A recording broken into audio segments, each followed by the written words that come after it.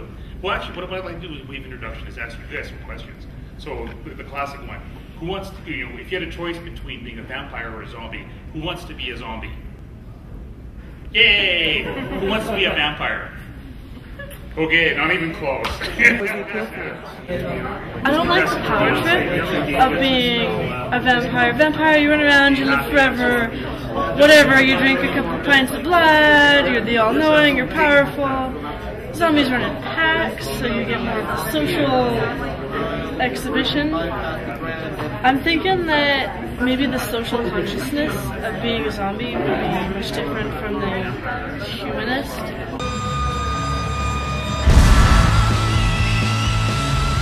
We've lost control. Kill everyone.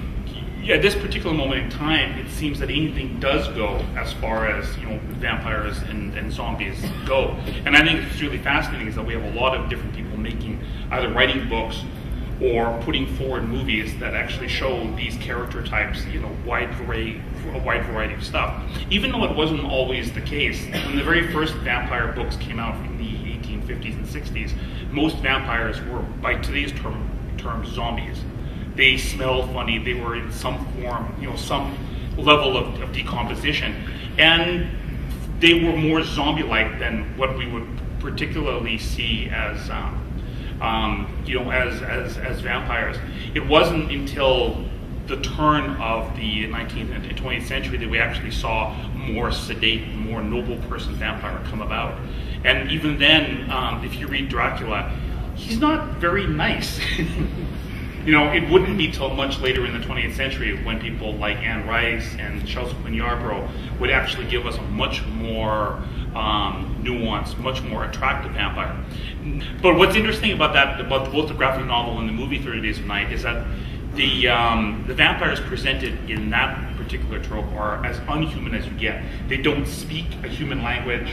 They move eerily fast. In fact, they screech and squeal.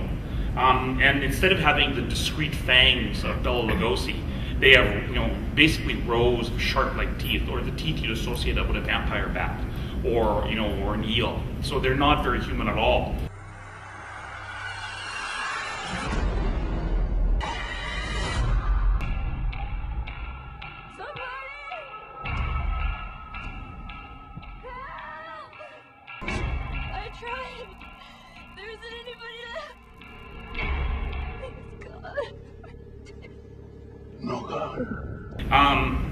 And one of the reasons I think that we have just so many things, there's so many different versions of the vampire and the zombie on the table at the moment, is that we have a lot of things that we're trying to say, culturally speaking, with these tropes. And the great thing about the vampire or the zombie, from a literary point of view, is that because it can be made to say anything, people actually do make them say anything. So in effect, by expressing our own desires about different kinds of vampires and zombies, we're actually, you know, expressing what we're interested in exploring in any particular moment. I'm more interested in the figures of zombies, partly because they are the abject or the other in popular culture, and what that means is that they represent all the things that a society does not like about itself that are threatening it. And vampires are different. They're always sexual beings. Zombies are not. Zombies are a problem in every possible way. And because some of the foundational problems of our time include problems with terrorism, problems with contagion, right? AIDS and HIV and monkey virus and all these other things, problems with racism, I think I mentioned, but other kinds of really major world problems where people imagine these hordes threatening the civilized people. Zombies are interesting to me because they show that fear. It's interesting too, for example, how recent zombie movies, for example, have explored the idea of not just consciousness, but the idea of even workplace anxiety. Who here has seen Shaun of the Dead? Right. That movie ends, of course, with zombies being put to work as service industry people. Yeah. I mean, basically, what does that say? Zombies represent something a little bit different. They represent, for instance, poor people. They represent homeless people. People who show up in retail environments who don't belong there and who seem to threaten. what's going on. Even though one of the reasons why there are homeless people is that there's so much retail. Like if you actually think about it, our society's organized that way so that there's always going to be people at the bottom who aren't going to make it. And zombies represent that. So the thing where you're in, you're shopping and let's say it's for Christmas or for Hanukkah and everything's lovely, but you see people who are really poor and that makes a problem for you, that's the kind of thing I'd be thinking about. There's also kind of a high level of anxiety that we see in contemporary zombie and vampire movies of late, and this sense of anxiety has been increasing steadily, particularly as we get deeper into the Iraq War and the War on Terror. We see, for example, in 30 Days of Night, the zombies are the vampires in 30 Days of Night are very much put forward as almost another cultural group.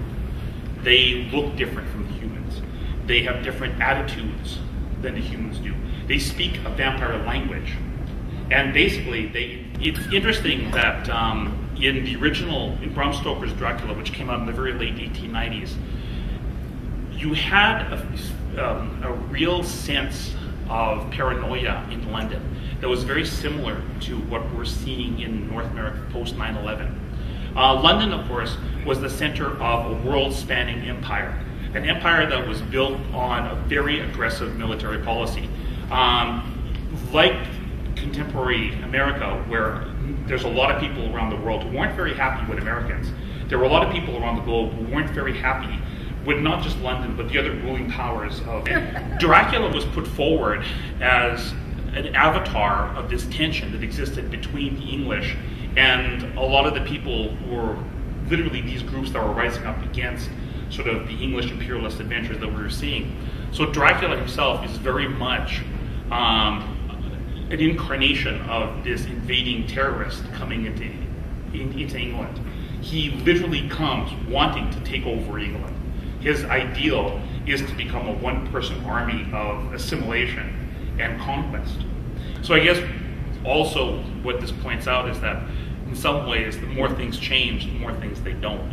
That the things that frightened people in London in 1895 also are frightening us today and are still making the representation in much of the same fashion. The word zombie comes from Haiti, right? Mm-hmm. And what it meant was person who keeps coming back.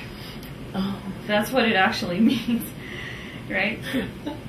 And then the word got adapted to mean the undead or whatever, And so when you think about it that way, zombies aren't different from us. They are us. There are far worse things waiting man than death.